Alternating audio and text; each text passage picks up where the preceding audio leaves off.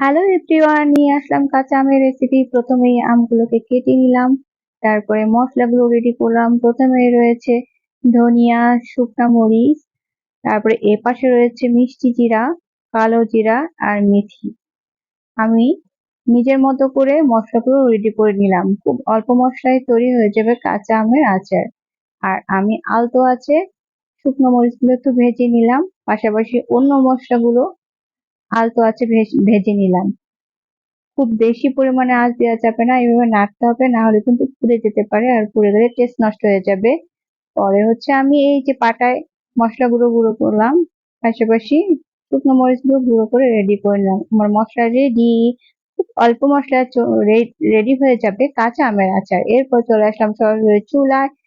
আমি পাতিলে তেল দিয়ে দিলাম, তেলটা গরম হয়ে গেলে কাঁচা আমগুলো দিয়ে দিলাম, এরপরে প্রয়োজন মতো নুন দিয়ে দিলাম।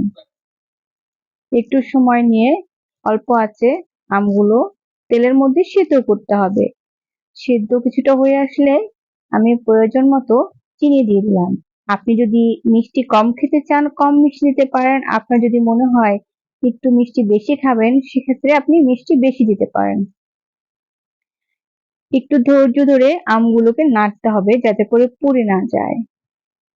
কিছুটা হয়ে আসলে আমি চিলি ফ্লেক্সটা মানে হচ্ছে শুকনো মরিচ গুঁড়োটা আমি দিয়ে দিলাম। আর কিছুক্ষণ পরে যখন নামাবো তার কিছুক্ষণ আগে আমি ওই পাঁচফোড়নের মশলাটা দিয়ে দিলাম। এই তো প্রায় হয়ে আসছে আমার কাঁচা আমের আচার। আসলে এই সিজনে কাঁচা আমের আচার না বানালেই নয়। ফাইনালি আমি ঢেলে নিলাম দুইটা পাত্রে, কারণ আমি এখন নিয়ে যাব কড়া রোদে ছাদে যেটুকু পানি আছে সেটুকু টানানোর জন্য, তাহলে টেস্টটা আরো বাড়বে।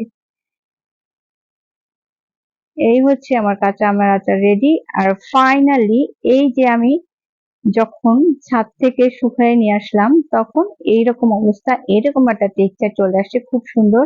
আমি আরেকবার শুকাবো। ওকে, সবাই ভালো থাকবেন।